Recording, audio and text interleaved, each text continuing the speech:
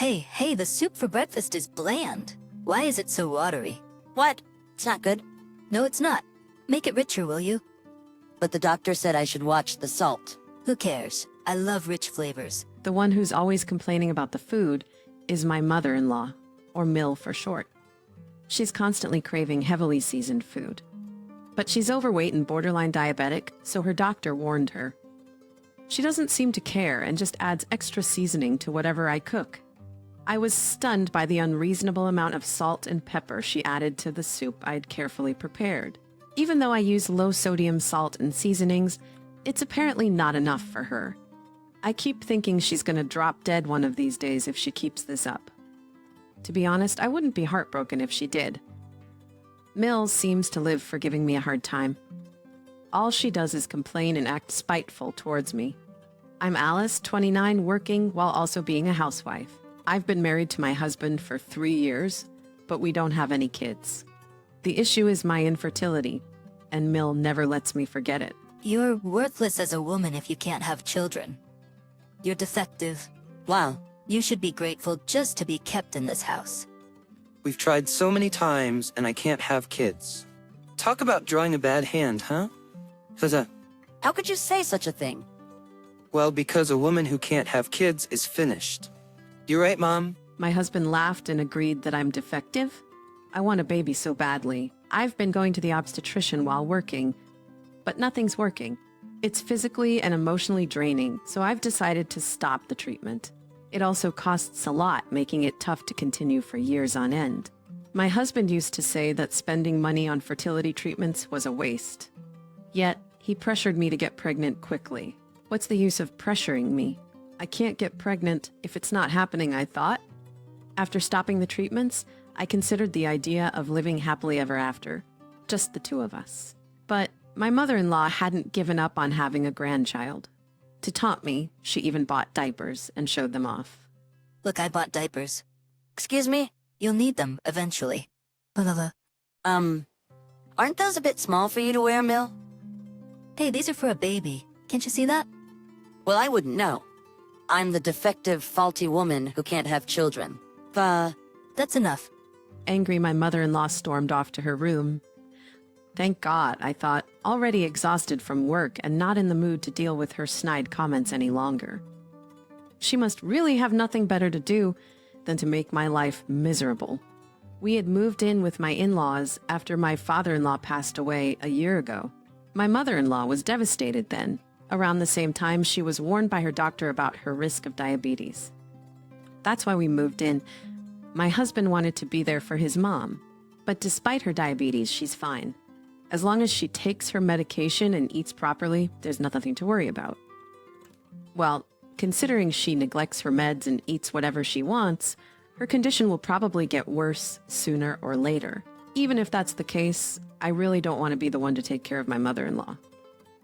I'm still working and super busy, taking care of in-laws in my 20s. No thank you. The next day was my day off, so I was doing house chores.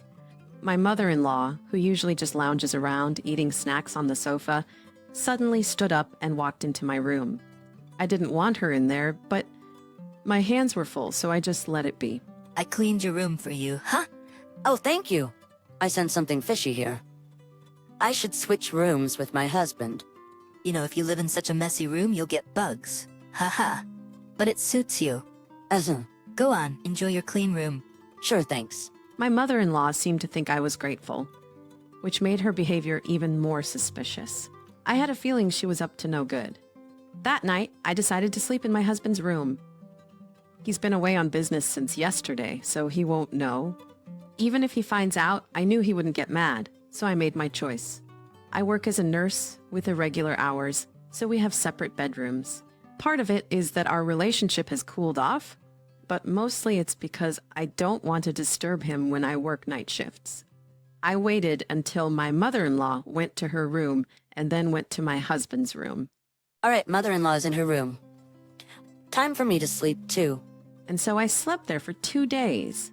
My mother-in-law seemed suspicious because I looked too cheerful.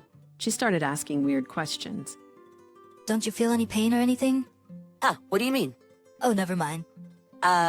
Was there something you were suspecting? Avoiding eye contact, my mother-in-law ate her meal alone. I had the night shift that day, so I planned to relax at home before heading to work. Taking it easy isn't an option for me since my mother-in-law never lifts a finger around the house.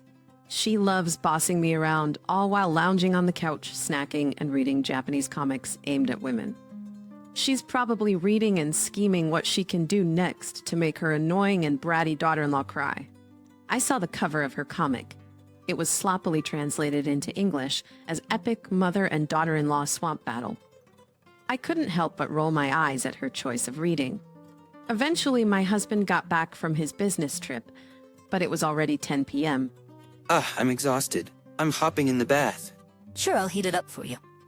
Have a beer in the meantime. Thanks, I will, Wait, it's not safe to drink alcohol before a bath. Fine, I'll go for a non-alcoholic beer then. He reluctantly drank a non-alcoholic beer because I warned him about the risks of mixing booze and hot water. You'd think he'd know better. Even saunas have signs warning against entering if you're drunk. But no, common sense isn't so common for him or my mother-in-law. After that, my husband took his bath and sang loudly. We live in a single-family home, but singing at this hour, our neighbors won't be pleased. Blah. Hey, you're too loud.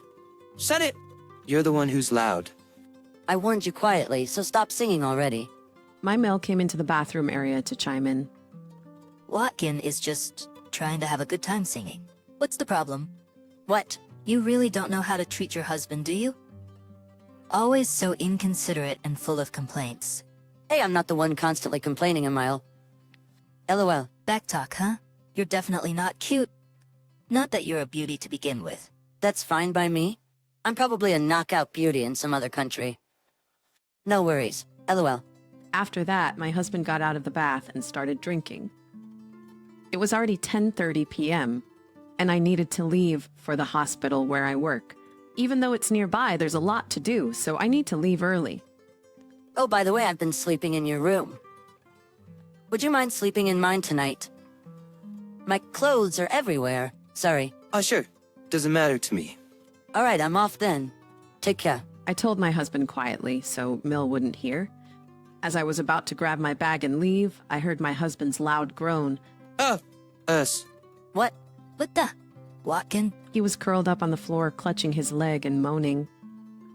He looked to be in a lot of pain. What's going on? Speak. He couldn't say a word. No matter what I asked, there was no response. I thought I needed to do something, but then I noticed something strange. The floor was unusually slippery. I was wearing socks, but it was so slippery that I felt like I could fall. What the heck is this? Watkin, Mill, what on earth did you do? I didn't do anything. It's not my fault. Blaming my Mael right now wouldn't solve anything, so I immediately called an ambulance. My husband was taken straight to our hospital, and work was the last thing on my mind. He kept clutching his leg even after we arrived, visibly sweating in pain. You could tell it was serious. Ow, it hurts. So bad. Watkin, hang in there. Please help me. Thankfully, a doctor was able to examine him, and it seemed like he felt a bit relieved. His leg was indeed broken, just as we suspected. He probably twisted his ankle the moment he slipped on that slick floor. It was a 5th metatarsal fracture, so it all added up. His foot was visibly swollen. Typically, people fracture this bone by tripping or putting all their weight on it. Speaking from experience, I twisted my ankle falling downstairs years ago. I heard a loud snap and the pain was unbearable. I was also diagnosed with a 5th metatarsal fracture. I was lost in music while walking down the stairs, so it was quite embarrassing. I even lied to my close friends about it. Since his fracture didn't require hospitalization, my husband could come home. I was scheduled for a night shift, but my nursing supervisor insisted that I should take the night off. It's not a life or death situation, but I guess she was genuinely concerned. I survived, but now I've got a fever. Well, you broke your leg. Of course you'd get a fever. But why was the floor so slippery? Why don't we ask Mill about that, huh? Dazan. Hey, what did you do to the floor in the room? Well, the floor was all slippery. That's why I slipped and fell. I could have seriously broken my leg. What? Well, that room is for my daughter-in-law, so I greased the floor. I was hoping my daughter-in-law would slip, so I put a lot of grease on the floor. I never expected you to go in there and slip. Us. Unbelievable. Turns out my mother-in-law intentionally greased the floor to make me fall. She had claimed to have cleaned the room, but her actual intention was to put me in harm's way. I'm furious. If I had entered that room, I might have broken my leg. No, breaking a leg would be the least of my worries. Hitting my head could have been fatal. My mill is practically a criminal for doing something this dangerous. You're despicable. You're not even family to me anymore. I got seriously hurt because of you. I'm going to the police. Wait a minute. I didn't directly cause any harm, did I? Your wife is the one to blame. What? She told you to enter her room, didn't she? So this is all her fault. Shut up. That's not the point. You're getting arrested. My husband was furiously dialing the police. My mill tried to snatch the phone away, but couldn't overpower him. Even with a broken leg, my husband was still stronger. He was desperately holding on to his phone, speaking to the police. I couldn't help but think that I'd rather be at work, maybe even at the hospital, than deal with this mess.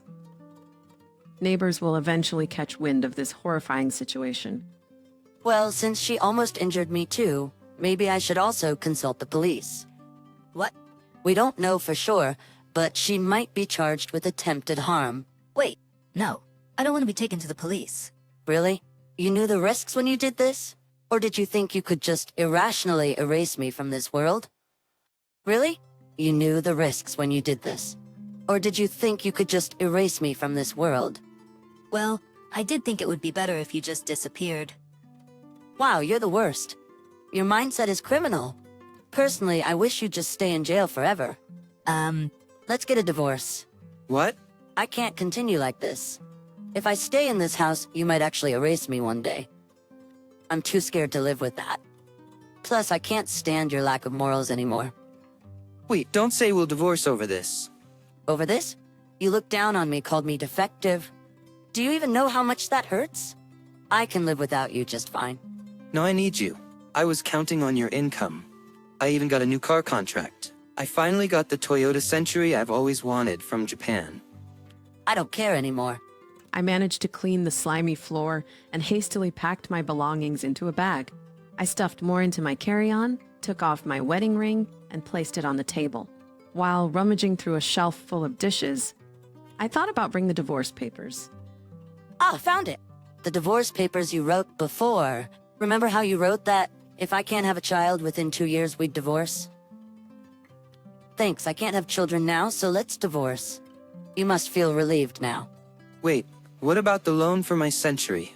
Who cares? I left the house and headed straight to the hospital. The compassionate charge nurse didn't probe when I showed up at the hospital. She seemed to sense I had my reasons. I'm a nurse, so I can support myself without relying on a husband. I wondered why I put up with being treated like a servant in that awful in-law family. Enduring their snide comments, I started to feel like the whole situation was ridiculous, so I decided to focus solely on my job and stop dwelling on it. The next morning, I filed for divorce. He's now my ex-husband. Given the emotional pain he caused me, I consulted a lawyer about getting compensation. In the end, my ex-husband had to pay me, and I couldn't help but think, serves you right. Ever since the police got involved, it seems the neighbors have been giving my mother-in-law the cold shoulder. Because she blabbed about why my ex-husband broke his bone, everyone thinks she's a terrible parent. Understandably, my ex-husband no longer wants anything to do with her and seems to have kicked her out. Though there is some kind of survivor's benefit program, it doesn't pay much. She's been crying that living alone is impossible. She loves to eat, and because of her, our grocery bills were outrageous. So living on just the survivor's benefit would mean a very modest lifestyle.